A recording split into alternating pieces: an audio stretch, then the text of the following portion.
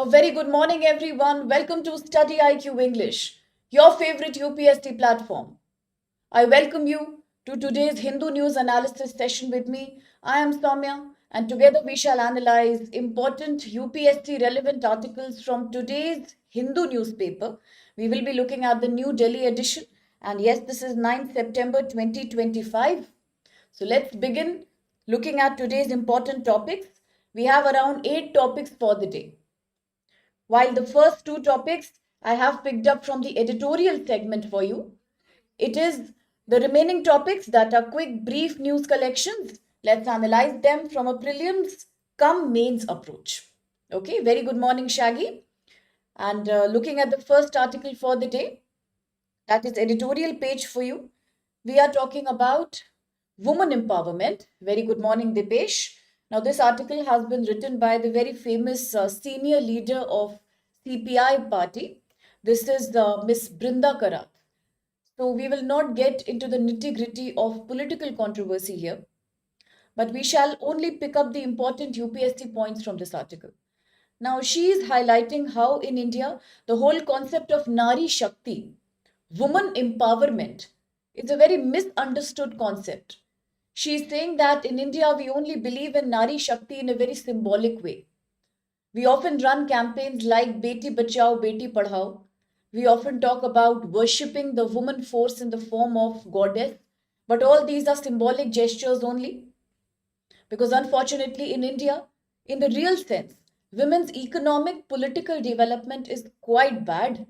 In fact, if we compare with the countries of the global south, we shall feel that not only are Indian women poorly educated, they register a much higher level of domestic abuse, dowry is still quite predominant, and at the same time, women are barely the face of India's workforce. So, therefore, while we continue to talk about Women Reservation Bill 128, we continue to talk about development slogans about women. But in reality, it is actually the family itself, the domestic sphere in India, that is the worst and the most exploited sphere for women across our country. Now, why is she saying like that? Let's quickly have a look at that too. Now, she has actually been very, very critical of a comment that was made recently by an RSS leader, where he said that because fertility rate is declining, so therefore it's the responsibility of all women to have at least 3 children. Now, the writer of this article is quite critical of that comment because she feels we are looking at women as reproductive agencies only. We are not bothered about women's own development here. And that's why she's saying such comments are very regressive and they are very reproductive centric view of a woman's role in society. So that's the key issue here. So now we know the topic. So definitely this is GS paper 1 because it's a major social issue, gender parity. It is also GS paper 2 because in GS paper 2 we study social justice. And social justice means vulnerable people in society. One of them is definitely women in India. So yes, we are talking about the problems of Indian women. So the article begins by saying that the reality of India is totally rooted in a patriarchal structure. Now, patriarchal structure is a structure where men hold the position of power. It is the women who take care of secondary roles in society, such as cooking, caretaking, unpaid domestic labor. That's the life of majority of Indian women, more than three-fourths of them. While it's the men who are the economic agents of society. They play an instrumental role. They earn, they save money, they build capital. So naturally on the economic front, women are nowhere on the same footing as compared to men. Now, she is also saying that in India, it's patriarchal norms that also govern the reproductive rights of women. Not only is early marriage predominant in majority of tribal and rural communities, but also women are forced to have children. There is also this concept of son meta preference in India, where in majority of communities, women continue to have children until they give birth to a male, because it is believed that male is the custodian of family property.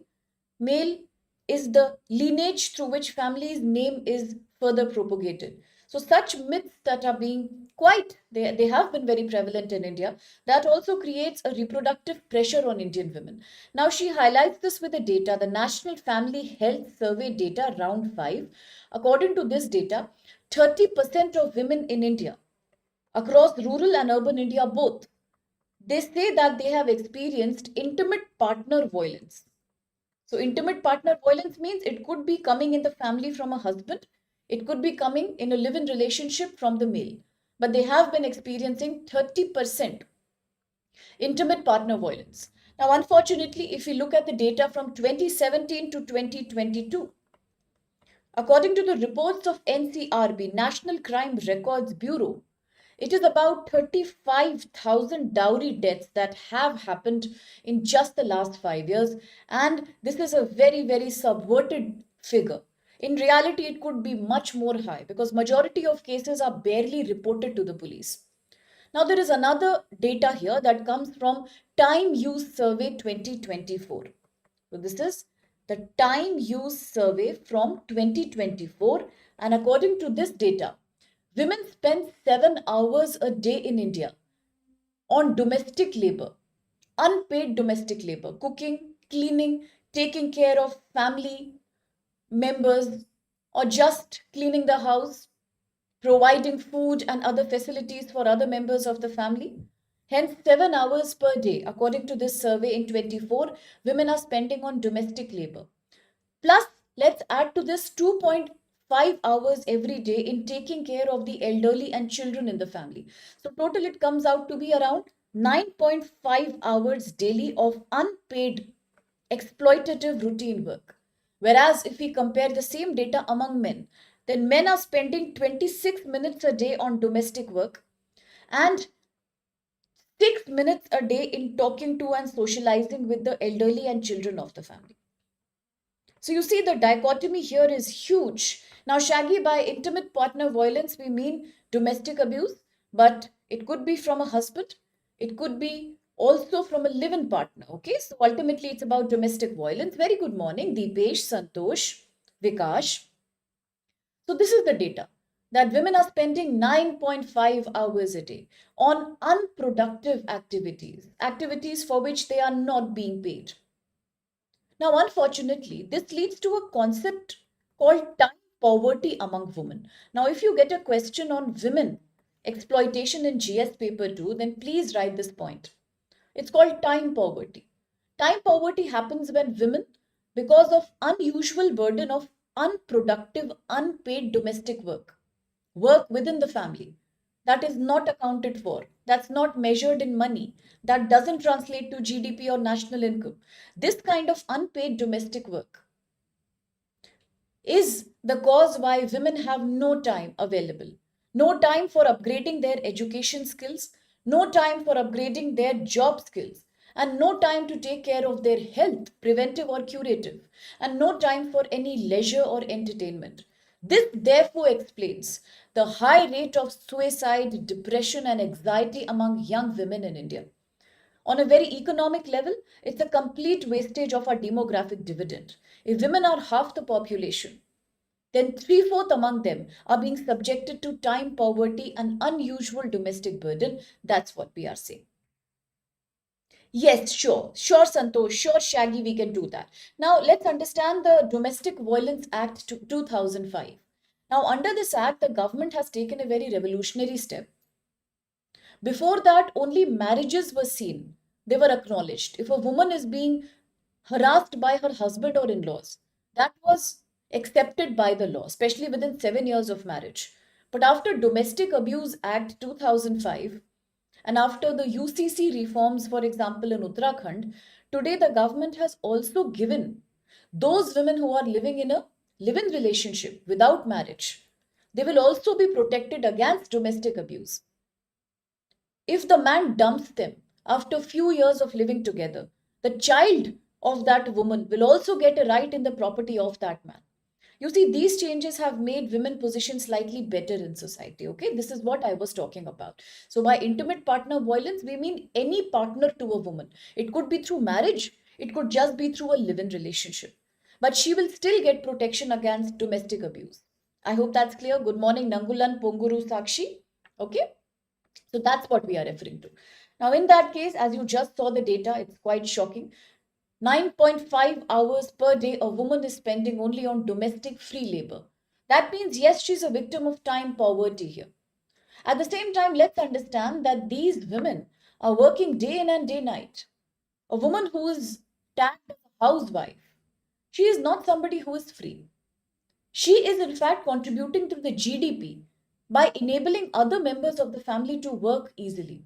She cooks, she cleans, she takes care of children, she takes care of the elderly. She is responsible for small micro level management issues in the house. And yet her contribution to the GDP is zero. That's the paradox here. This is known as invisible GDP contribution of women. While, yes, they are doing so much work, but their contribution is invisible to the GDP. If it was calculated, then according to a survey done by State Bank of India in 2023, it would be calculated to about 7% of existing Indian GDP. That's the level of contribution made by women. That translates into 22.5 lakh crore rupees. That's the amount of services that women in India do. Unfortunately, they are not paid for it. Unfortunately, they are not given any credit for that. So, therefore, unfortunately, even if you look at Anganwadi workers, the teachers who are teaching in government preschools, look at ASHA workers, accredited social health care activists who go door to door, house to house in rural India by providing women and children vaccination, birth control, supplementation medicines. They also help them in delivering the baby. Now, these women in India are labeled as volunteer workers. Just imagine. They are called as volunteer workers. They are denied the status of an employee and hence they are denied a regular income. Look at the salary of an ASHA worker. Look at the salary of an Anganwadi teacher. Somebody who's shaping your demographic dividend for tomorrow. Somebody who's responsible for feeding, educating, socializing children, and ensuring reproductive health of women are labeled as volunteers, not as workers. That's very heartbreaking. Now let's look at the labor force. Labor force in any economy is the number of people who work in the market, who earn money, who contribute directly to the visible GDP. In India, we call this as female labor participation rate. Female labor force participation rate, FLFPR. It's shocking that not only is India's FLFPR, labor force participation of women, lesser than the global average, it's also lesser than the South Asian average. It's lesser than countries like Bangladesh, Bhutan, and Sri Lanka. For example, 25% women in India only are working in the labor force. Only 25% from the age of 15 to 59 years. That's demographic dividend for women. So that's only 25% in the labor force. But for men, it is 75%. So you see the gap is intense, it's huge. And economic abuse always leads to cultural social abuse. That explains the problem. Now, today, India is experiencing a massive gender gap, not only in economy, but also in terms of society. Now, look at the amount of dowry deaths that are happening. Who is responsible for that? There are clauses in India like the Dowry Prohibition Act 1961, but that needs to be upgraded because under the same act, there is a clause number 13, section 13 of this act, the Dowry Prohibition Act. It says a gift that's given out of happiness to the groom's family is not dowry. Now, these are certain misunderstood clauses in these existing acts which need a revision. In the garb of these, people continue to follow practices like dowry. Now, look at the amount of dowry deaths that are happening because of burning. Recently, there was a case that was highlighted. I wouldn't name the victim, but we all know about it. That she was again harassed and killed for dowry just last week.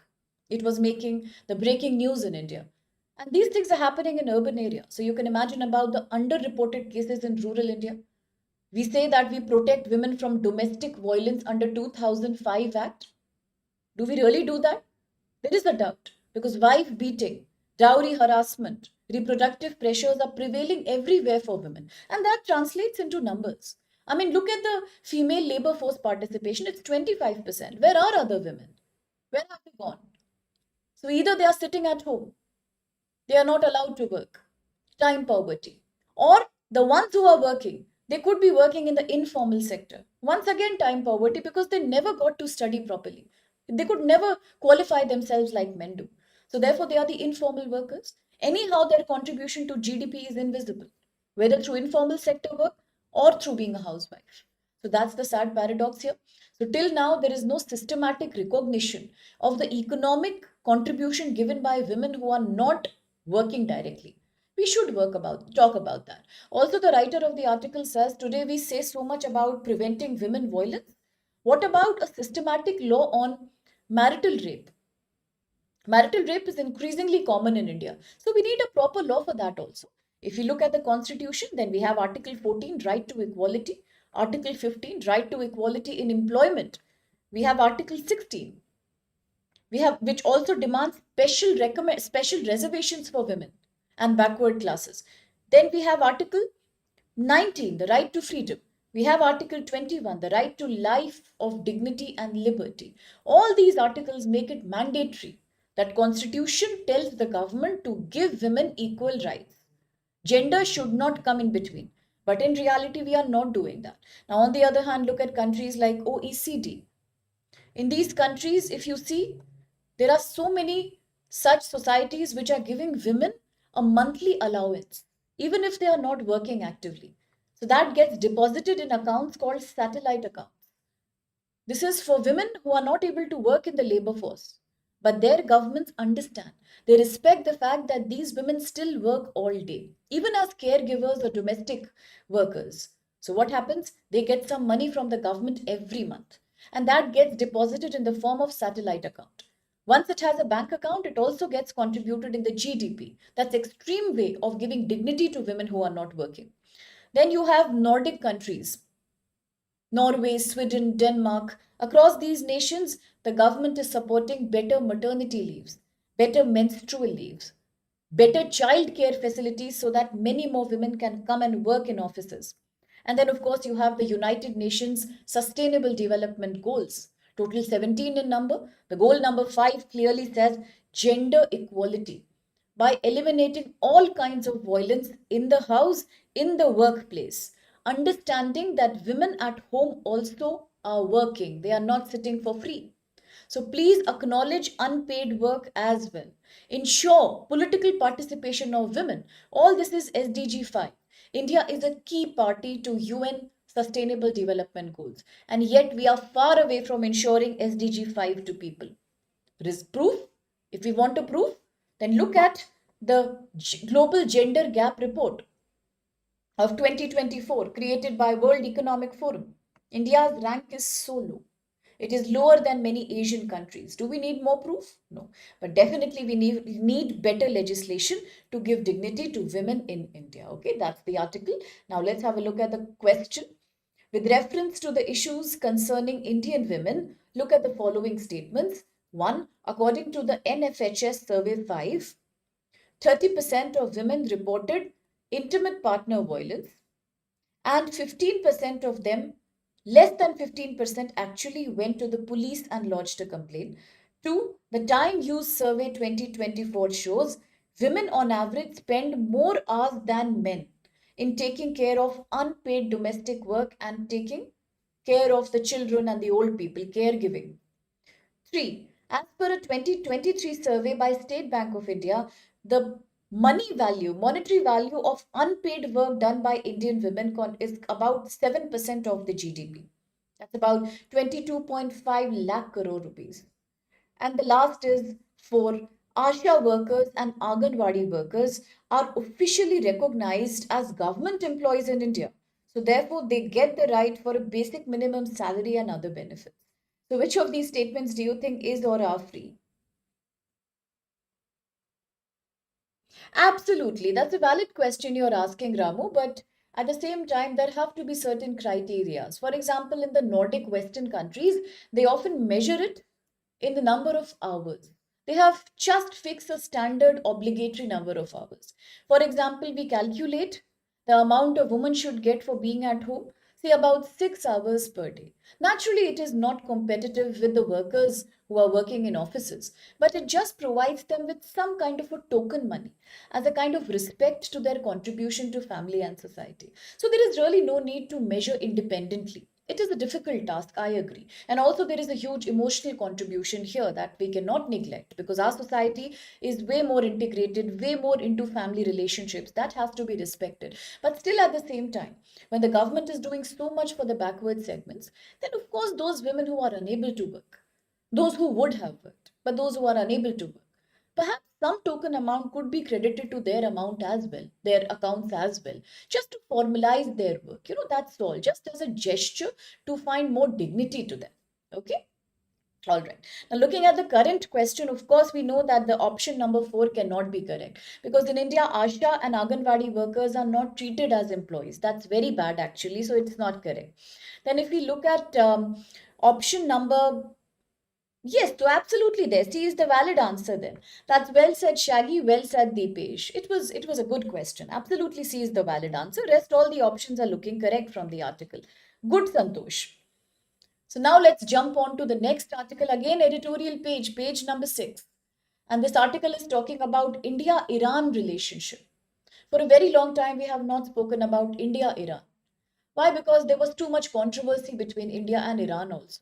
We know that India and Iran have been very good friends. They both share huge historical cultural ties. Yes, we also share economic ties.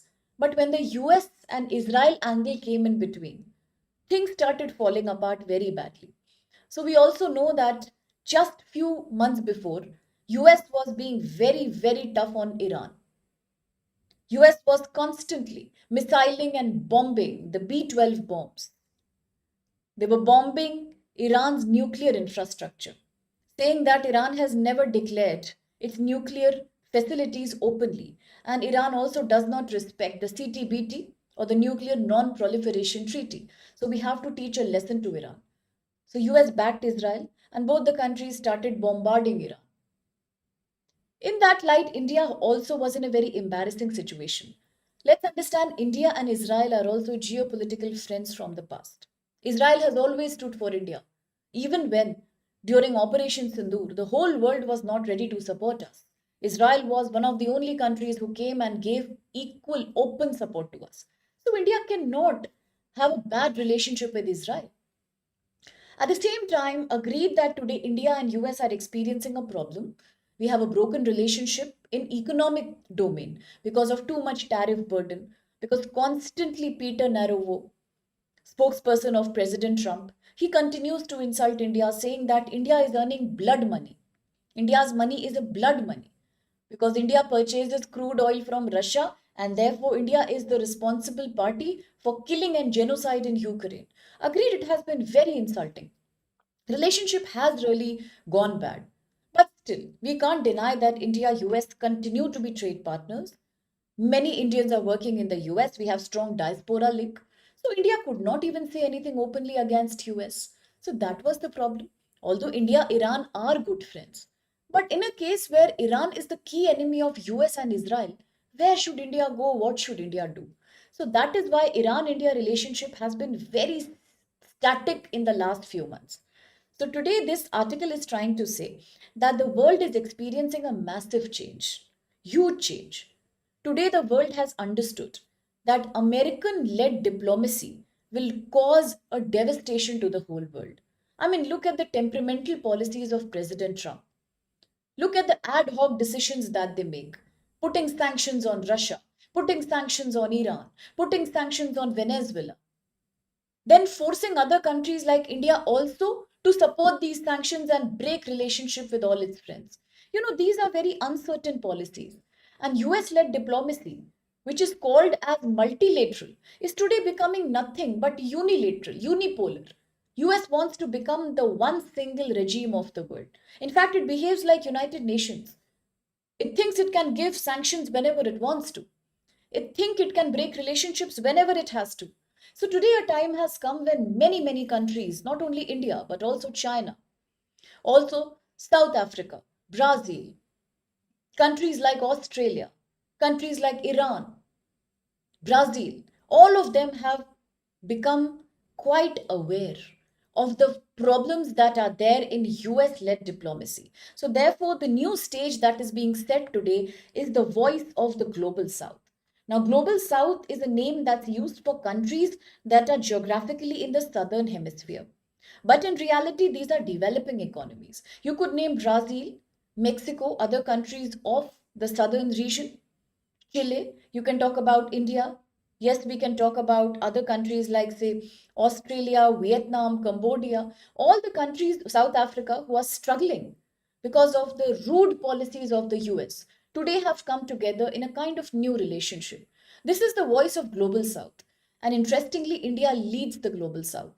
Ever since we hosted the G20 summit in 2023, India has become a leader of the Global South discourse. India wants equality, India wants transparency, India is tired of US domination and China domination at every cost. Hence, this article can be tagged to GS paper 2. We are talking about international relations, India's foreign policy initiatives. In specific, we are referring to India-Iran ties now. Let's understand since the World War II, US-led liberal international order is a failure. It has shown that global economies should become like slaves of America. America can lead the race towards weapons. America spends the highest on its weapons, highest amount of GDP, more than 5% today on weapons, and yet America calls for peace.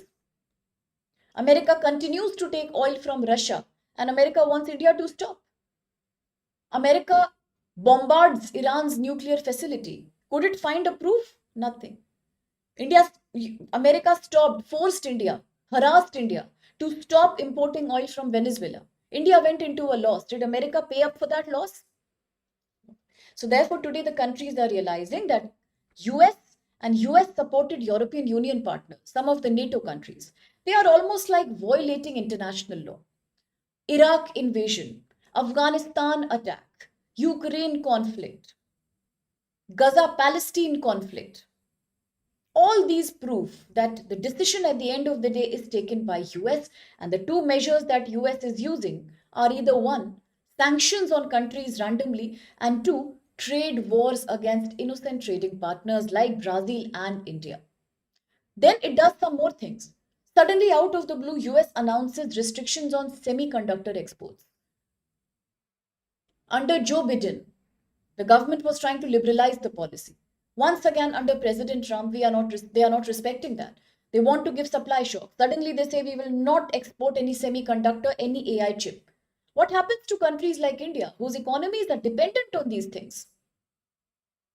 Okay, so that's something we have to understand, that US domination, whether it's digital surveillance, whether it's hiding the semiconductor AI technology, trade restrictions, is today causing a problem. So today the time of change has come. United Nations multipolarity is today being replaced by strategic autonomy of the global south countries. Today we understand that bodies like United Nations Security Council, World Trade Organization, IMF, all these have lost their credibility, including the International Court of Justice. Countries like America are not ready to respect the decisions made by these. A very good example, let me prove it to you. Now, under WTO, World Trade Organization, there is a very famous clause. You may have to study that in GS paper 3. The clause is about most favored nation status, MFNS. There is a rule under WTO, World Trade Organization, that if a country gives some kind of concession, some kind of extra benefit to one trade partner, it has to extend the same benefit to all trading partners, which means you cannot favor only one of your trading partners. You have to give each one of them equal benefits to promote equality in trade at the global level. But US has broken the law.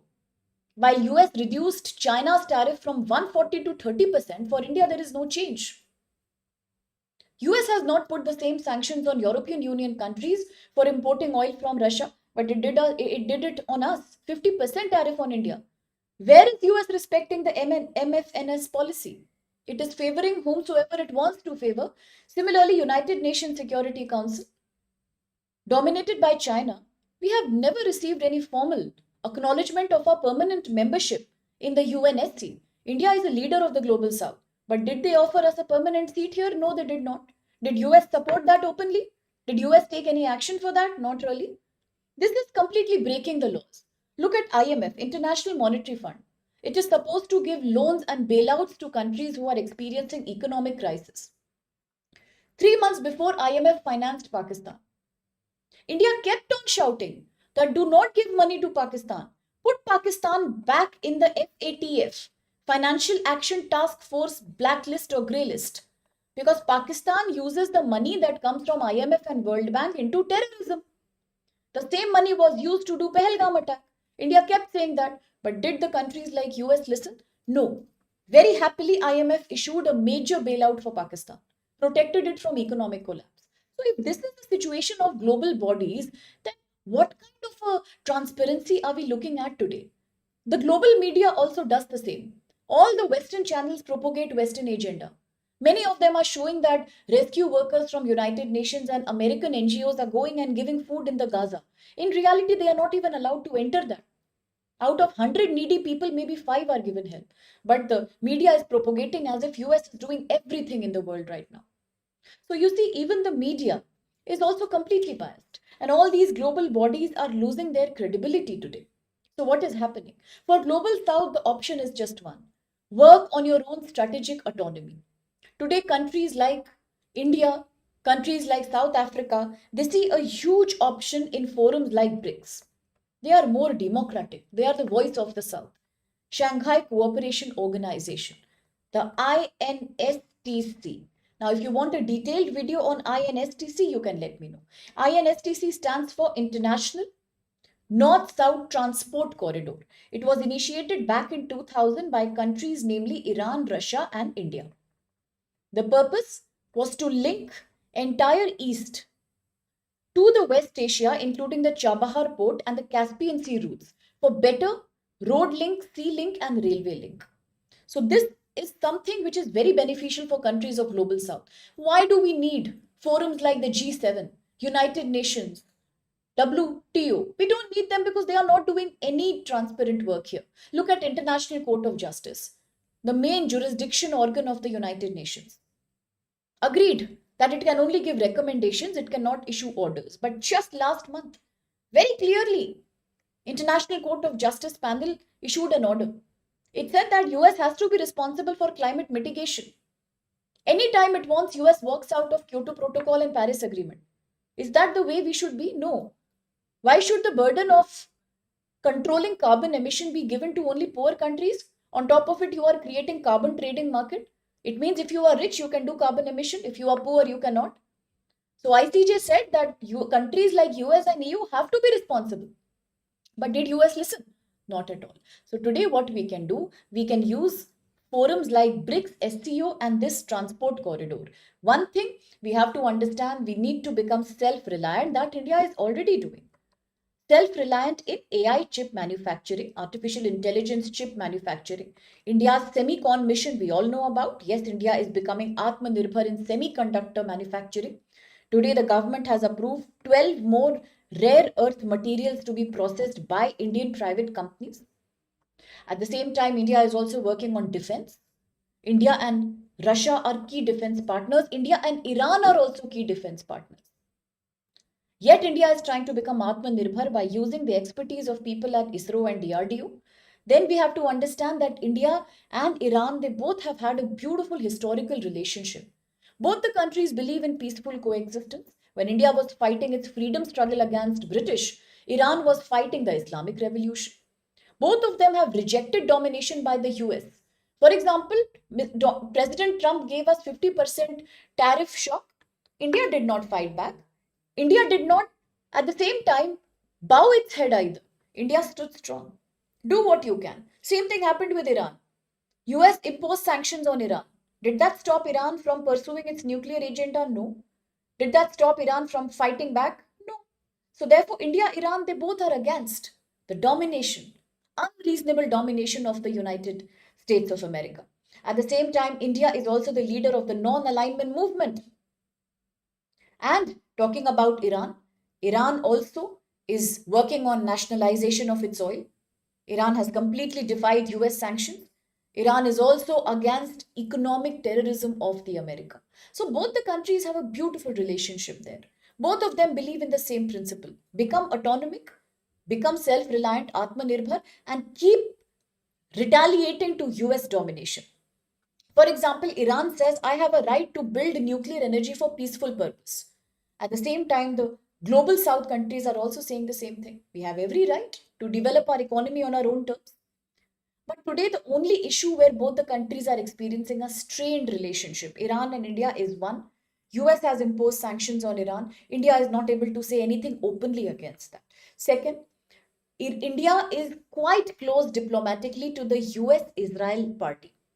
That makes Iran feel alienated. Iran was expecting actually when US was bombarding its nuclear facilities at Natanz, Fardow just few months before. Iran expected a univocal support from India. Unfortunately, India that time was also tied up. Tariff negotiations were going on. India couldn't openly say much. But still, in spirit, both countries understand that they have the similar agenda in the long run. And what are the new opportunities then? So, both countries like India and Iran, in fact, even China for that matter, they are trying to reestablish their own domination in the world, no matter what America says. Then, talking about South South solidarity.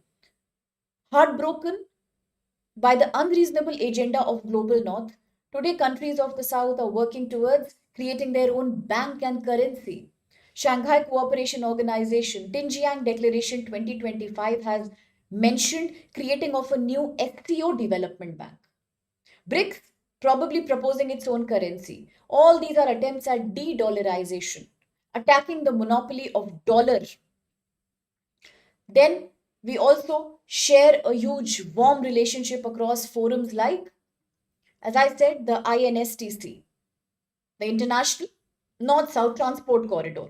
South South countries are working towards climate regulation and mitigation. Both these are also trying to fight to democratize West led institutions like United Nations Security Council, WTO, and IMF. So, today, whether it's India, Iran, whether it's Brazil, South Africa, whether it's countries like China, everybody wants some independence from the US. We are done and tired of US domination, and that's what the article is trying to say. Let me quickly see the comments of my dear students. Okay, Ramu, that's an interesting thing.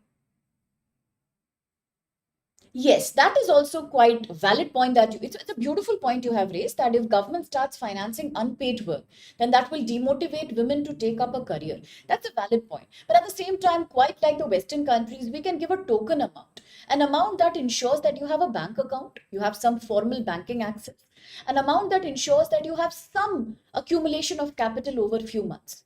And then, of course, we have to encourage women to work through STEM schemes, Kiran scheme, and Beti Bachao, Beti Padhao. That also has to be side by side. That's an interesting observation. Very good morning, Bulbul. Absolutely, Shaggy. It's very, very important. Absolutely, Santosh. That's what people are saying. What if tomorrow it leads to World War III? The world is in a volatile situation. Yes, we are yet to see that. Indeed, India's role is very critical right now. Yes, I appreciate your comment. And as Shaggy is saying, look at the irony. People are still saying Pakistan said give Nobel Prize to Donald Trump. Now, what can I say beyond that? I have also become speechless now. Yes, absolutely, Ramu. You can download these PDF directly from the link in the comment box, in the description box of the video. Every day you can download the PPT or the PDF. If you want any special notes, you can let me know. That also I can arrange for you. Question already Shaggy and Dipesh have answered. With reference to the ongoing debate on Western international order, Western domination, look at these statements now. One, the domination of US and Western powers traditionally rested on control over global finance, technology, media, and human rights. Two, the international North South transportation corridor is a military security arrangement among global South nations. C. 3. BRICS is an alternative platform to challenge the economic and financial domination of Western institutions like IMF and World Bank. And 4. Palestine issue is often cited by the global South countries as an example of Western hypocrisy.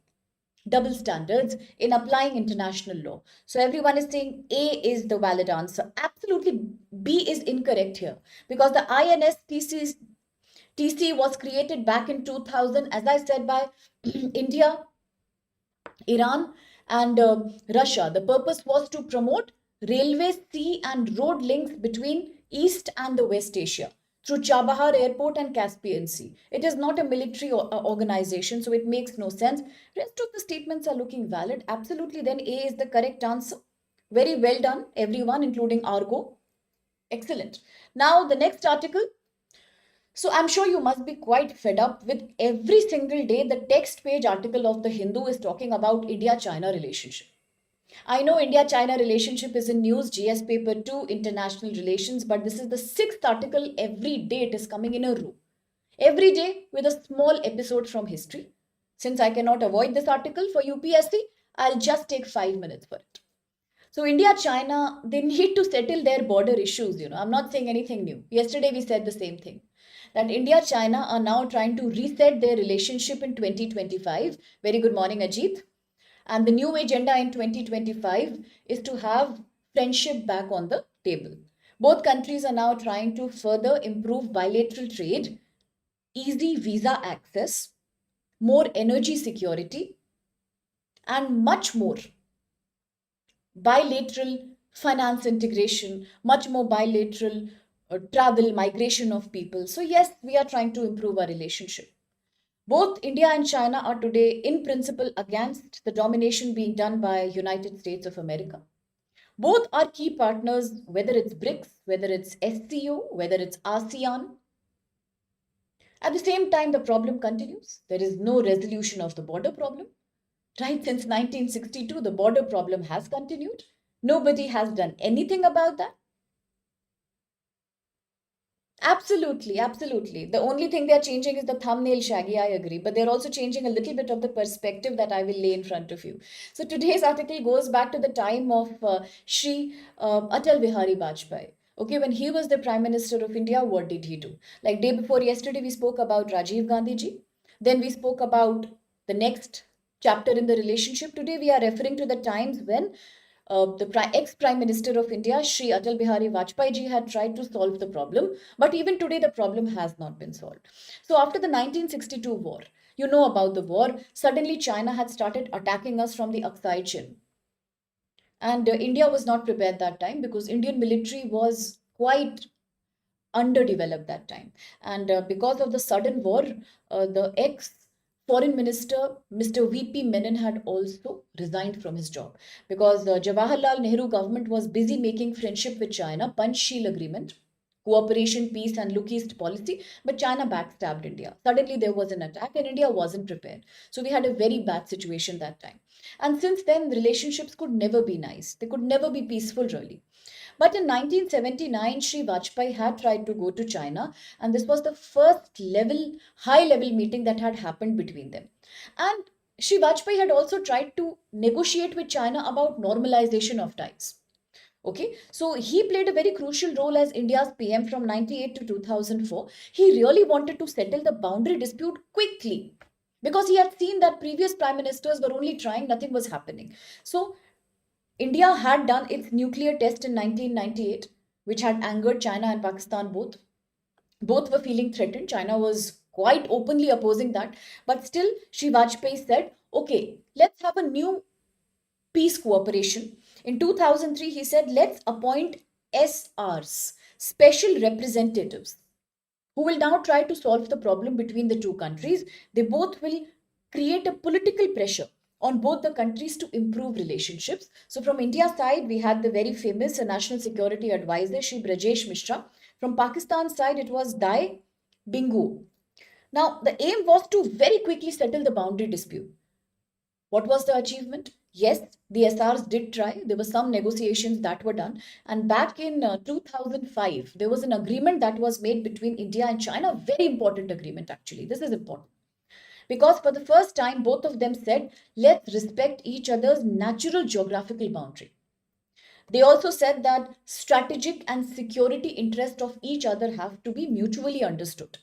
They said in interest of the populations that are settled there. We should not harm the civilians at all. And then they also said that overall, politically, let's create a separate map, discuss it with each other, and reach upon an understanding. But did anything happen? No. Because China secretly decoded the meeting of the 2005 agreement as India is ready to give Arunachal Pradesh, the Tawang monastery area, the largest Buddhist monastery in the world, Arunachal Pradesh. It felt that India is ready to give Arunachal Pradesh because India wants friendship now. That is the misunderstanding China got from the 2005 agreement. So this backfired again on us. And China said Arunachal Pradesh is only called South Tibet. It's called Eastern South Tibet. It is mine only. There is no way India can claim that. So then the problems kept on happening. Again, the agreement failed. In 2007, once again, China backtracked. China said, I want Tawang, I want Arunachal also, let alone Aksai Chin, that is mine, I also want Tawang. Then China kept on saying that the special representative initiative was successful, but only 18 points we will agree upon. The remaining points on border, we don't agree. Our map says Arunachal is ours, Aksai Chin is completely ours. Do what you want. They also said places like Chumar, a key village in eastern Ladakh, places like Doklam, the tri-junction area where three countries meet, India, China, Bhutan, that is also mine. And it is saying today that the Galwan Valley, that also belongs to me. So there is no understanding that has happened. Now, 2014, China attacked the Chumar. Doklam controversy 2017, China tried to capture that. 2020 Galwan Valley clashes, we all know. Ever since, there is no relationship. It was completely frozen. Until now in 2025, as Prime Minister Shri Modi has gone to the SCO summit with a huge hope that let's fix out the border issues. But once again, the Tangian Declaration is saying the same thing. Better trade, better migration, more visa, more energy security, very good. Border issue, let's solve it later. Let's look at the priorities before. So that is what is happening right now. Once again, there has been no agreement really. Absolutely. The world is becoming very, very divided into blocks. I agree, Santosh. I so agree. Yes, absolutely, Shaggy. That's the breaking news. The vice presidential election is happening, and our prime minister will be the first one to vote. Many opposition parties are not participating. They are very angry. We'll have the results very soon. We will talk about that. So now what is happening? Whether it's Nathula Pass in Sikkim or whether it's border management mechanisms, there is no agreement that has come. And even today, the line of actual control is confusing. And both sides, we have heavy military that's deployed. At the same time, political leadership from both the sides is not showing any willingness to first solve the border issue. India tried. But President Xi said, there's no hurry. First, let's solve the problem of America and our mutual trade. Border, where is the border going? We'll solve it later, no problem. So that's the result that came out. Okay, now let's look at the next article. This is about how the Supreme Court of India has given an order to the government saying that in Bihar already too much damage has happened. Now, from the list of voters, from the voter list, as many as 30% people have been excluded already. These are generally the migrant workers, the poor laborers, and the women in particular. So they are saying, the Supreme Court is saying that already it's an emergency situation. Many voters have been removed from the voter list. So as you are undertaking the SIR, Supreme Court is ordering the government to allow Aadhaar card as a proof of giving a vote. It should be allowed to an individual, to a voter, to cast the vote. The controversy is that under the Election Commission of India, the election rules, whichever rules we follow, the 1950 rules on which the Election Commission of India works, People of Representation Act rules, Aadhaar card can only work as an identity card. It cannot work as a voter ID proof. It cannot be a proof of your citizenship in the country. Yes, it can be the proof of your address. It can be the proof of your identity, but it can never be the proof of your citizenship in India. Because in India, citizenship is strongly regulated by Part 2 of the Constitution, the Citizenship Rights Act. So Aadhaar card cannot be the proof of your citizenship. But the Supreme Court, on the contrary, is saying let it be allowed this time as a special case because people in the last moment will not be able to make proper, systematic cards in order to vote. And this is called disenfranchisement. You cannot stop these many people from voting. It is absolutely undemocratic. So now Bihar, as it is undertaking the SIR, special intensive revision, 65 lakh voters have been excluded. 65 lakh voters have not been listed in the voting ID list. So now what is happening? Last moment, when the elections are about to happen, where will these people get the documents from? So the government has allowed 12 documents to be used. Any of these 12 documents should be valid, and today's Supreme Court bench, led by Justice Surya Kant and Justice Joymala Bagchi, have ordered the Election Commission of India. Now, this is remarkable. Once again, people will tomorrow say this is about judicial activism. It is about judiciary interfering in legislature. But it was important. 65 lakh people were excluded from the voters' ID. What will the Supreme Court do? It had to interfere. Now, Supreme Court judges say they order the Election Commission of India that use Aadhaar card as one of the 12 valid documents on which a person will be able to participate in the election and their name will be coming in the electoral vote. The government is saying, but according to the the Representation of People's Act 1950, Aadhaar is only a proof of your identity. It doesn't prove Indian citizenship under Part 2 Indian Constitution. So the Election Commission officials are saying that now there is absolutely no choice. Already time is running out. So they will now listen to the Supreme Court order and they will try to verify the Aadhaar card details. So out of total 12 documents, 11 accepted documents will also include passport and birth certificate. And both passport and birth certificate are proper proofs of your citizenship. But unfortunately, migrant workers and that too women population is not having a passport. Many of their children, because of constant migration, do not even have a birth certificate. All they have is an Aadhaar card or a ration card. So now what choice do we have? Although Aadhaar is not a proof of citizenship legally, but today out of emergency, the court is saying use it. What to do? Use it as a no objection. Use it as a proof of participation in the electoral roll.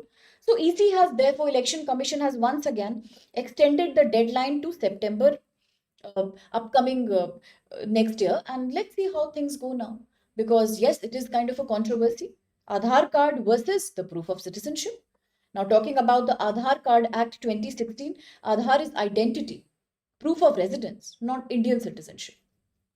Second, Representation of People Act 1950. Election Commission creates electoral voter ID rules. This needs a citizenship proof. If you want to cast a vote, universal adult franchising, you have to have Indian citizenship. On Aadhaar basis, we cannot do it. So therefore, today, Supreme Court says, quite like it had said in the right to privacy case, Puttaswamy case, that although Aadhaar is not a citizenship proof, back during the case which is known as the Puttaswamy judgment, it is also called the right to privacy judgment, Supreme Court clearly said that Aadhaar is not citizenship. But today, Supreme Court itself is going against its earlier orders and saying that no, Aadhaar will be used as a proof of citizenship only for the purpose of SIR in Bihar, because many people are risking exclusion from voter ID process. I hope that's clear.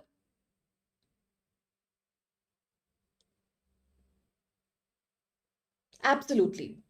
No, there is a very slight difference, Shaggy. It's a valid question. So many newspapers are important. That's why at StudyIQ, we usually cover all the newspapers and magazines. But the Hindu is by and far considered as the most important for government exam preparation, because the coverage is very comprehensive. And in the Hindu, generally, we don't cover additional unnecessary details, like what can happen in some other newspapers, although equally all are good. The leading names are good, as you're mentioning, but still the Hindu is known for a very comprehensive coverage of only UPSC issues. So that's why you can depend on the Hindu, absolutely. Absolutely, Dipesh. That's the core of the article, that today's Supreme Court says, let's use Aadhaar as a proof of citizenship only for Bihar election as an exception. Okay, let's have a look at the question. With reference to the use of Aadhaar in elections, look at the following statements. 1. The Supreme Court has clarified Aadhaar can be used as a proof of identity for including or deleting names in electoral rolls, but not as a proof of Indian citizenship in an emergency situation in Bihar. 2. Under the Aadhaar Card Act 2016, having an Aadhaar card automatically makes you an Indian citizen. 3. During the special intensive revision, the SIR process in Bihar, because 65 lakh voters were missed out, so they are doing a special revision so that excluded names can now be added by the Election Commission of Bihar. So in this process, Election Commission has told that Aadhaar will be an acceptable document for filing claims and objections. Absolutely C is the valid answer. Well done, Ajit, Shaggy, Santosh, Dipesh. Absolutely well done. Absolutely, Ramu. That's a valid statement. That's a valid statement. That's a valid statement you're making. People who are staying for 12 months, for example, can also obtain Aadhaar. Absolutely. So we cannot say that it perfectly works as a proof of citizenship. Yes. That too on a permanent basis. Now, the next news is a very short news. It is a kind of paradox that Kerala leads India when it comes to 100% literacy, 100% digital literacy. Kerala leads India when it comes to women's healthcare rights, women participation in workforce. And still a news has come that's rather disturbing. This is GS paper 2, vulnerable components of society, social issues, maternal mortality rate, the number of women who die during childbirth. Suddenly, there has been an increase in the rate of maternal mortality, death during childbirth in Kerala from 18 to above about 30 points. A sudden increase in a state like Kerala is raising questions that then what about other states of India, which are quite backward as compared to Kerala? And if this sudden increase has happened, is it happening really because the total number of women who are giving birth, among them the deaths have increased? Or is it some kind of a statistical mistake that people have made? So, on paper, maternal mortality rate is the number of women who die during giving birth among total 1 lakh live births. So if 1 lakh women are giving birth, we calculate how many of them, how many of women among 1 lakh have died. That's called maternal mortality rate, MMR. Nepal leads MMR, very high. Then certain Indian states like Bihar, Chhattisgarh, UP also have a quite high MMR. Today we are seeing in Kerala, usually MMR is the lowest. Kerala and Andhra Pradesh have the lowest maternal mortality rate. But suddenly in Kerala, it has seen an increase from 18 to 30 points.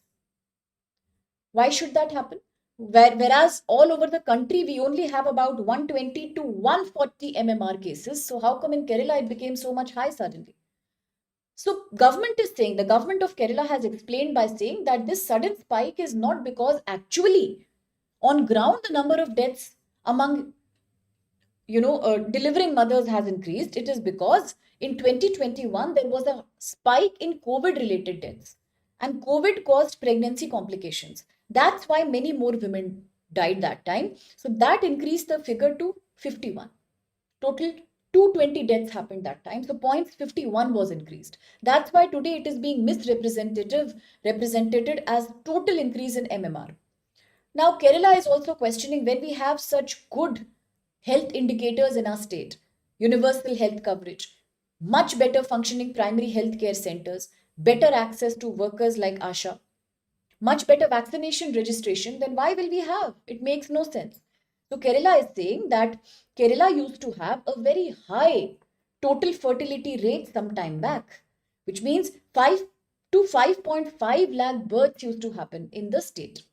Today, suddenly, Kerala has become one of those states in India where fertility rate has declined a lot. Very few women are having fertility.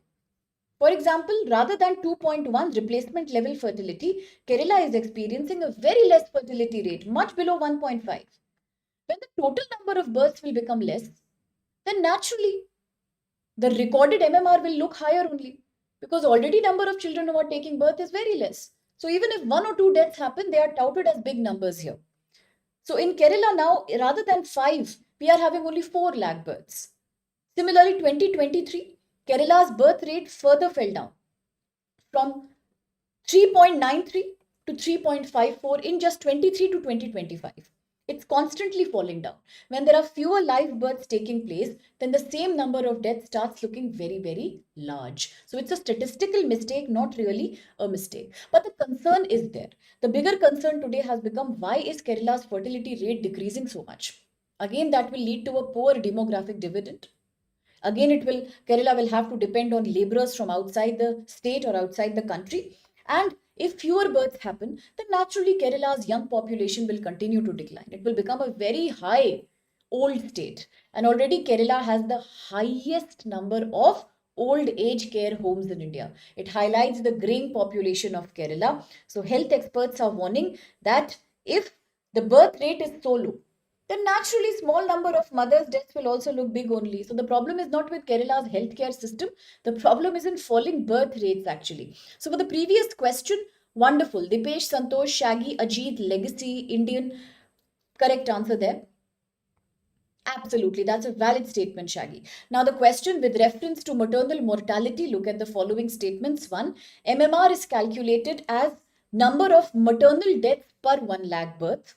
Two, a decline in the number of live births, even if the MMR is constant, will artificially increase the number of maternal deaths, like what's happening in Kerala. So, which of these options do you think are valid?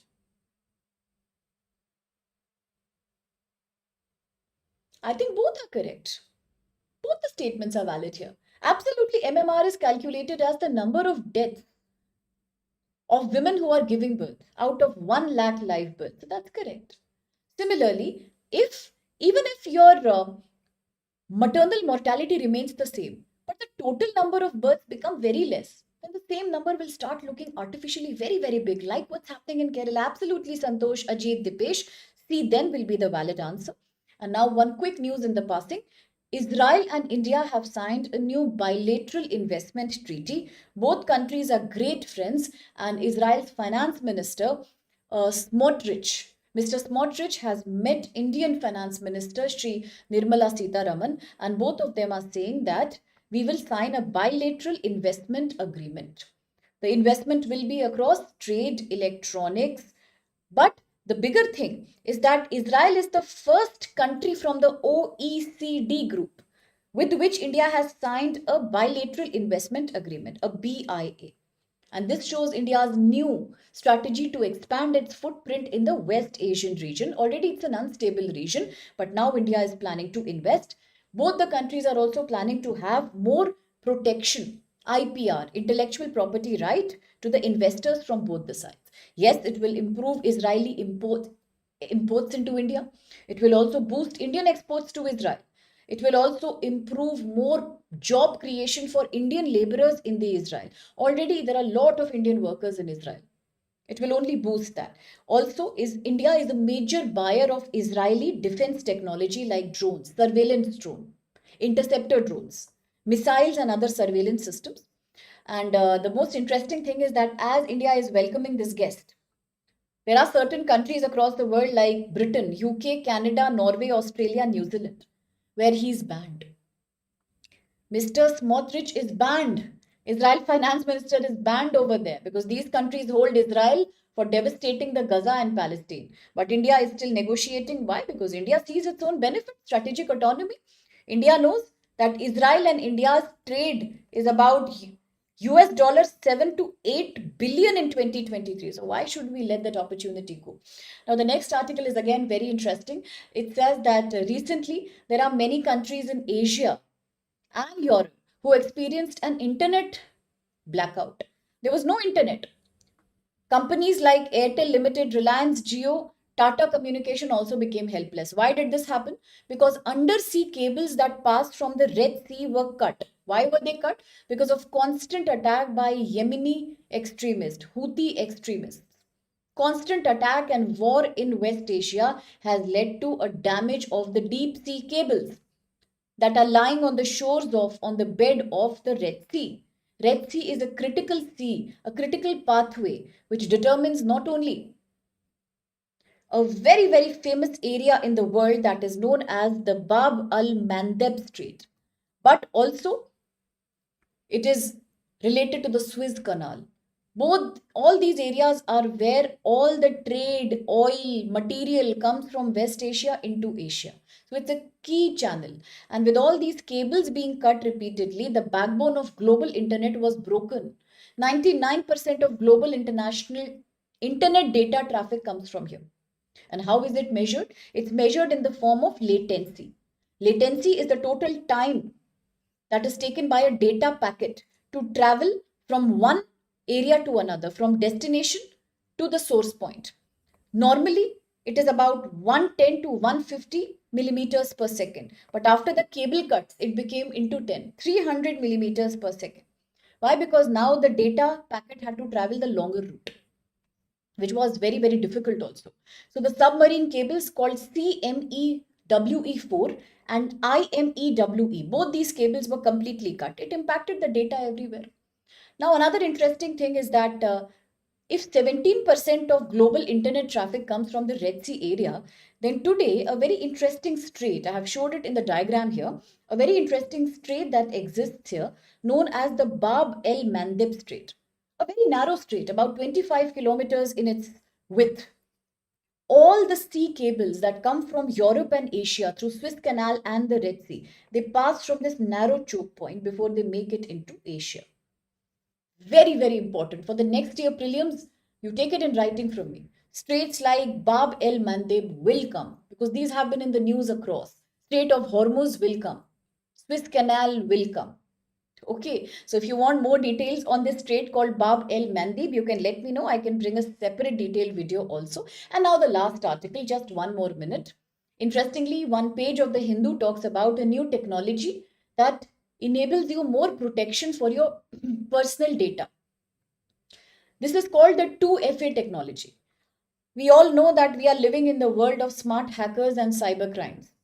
Passwords are no longer enough to protect your technology, your private data, your mobile phones or computers.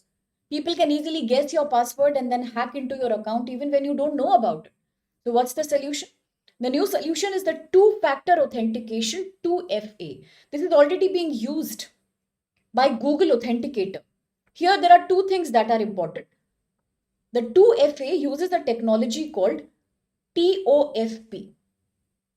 Okay, under this, it provides you an extra password. So there are two passwords now.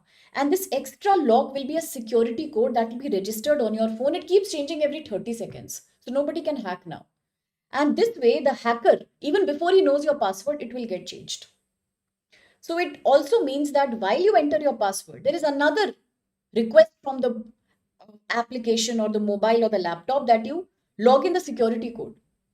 That will also be registered with you, but it changes every 30 seconds. So this way, apps like Google Authenticator have been able to save themselves. And how does this TOTP work? It works by creating the two-factor security authentication system. And in the form of a QR code, there is a secret key hidden on your phone. The secret key will be with you, server also, phone also. 30 seconds, it keeps changing. Although it's 6 digits that look very small, but it has a huge cryptographic space. It is a deeply encrypted message. So nobody can hack that properly, quite like Google Authenticator. So now it will become more common. Not just Google Authenticator, many more commercial apps in India will be using that to save people from cyber crimes, especially crimes related to money laundering. Okay, that's it for the Hindu today. Let me quickly see the comments. Absolutely, absolutely, Santosh. That's a valid statement. No, it is not considered a crime under Supreme Court latest order, Shaggy. Now, adultery is not a crime. It was changed back in 2023. Okay.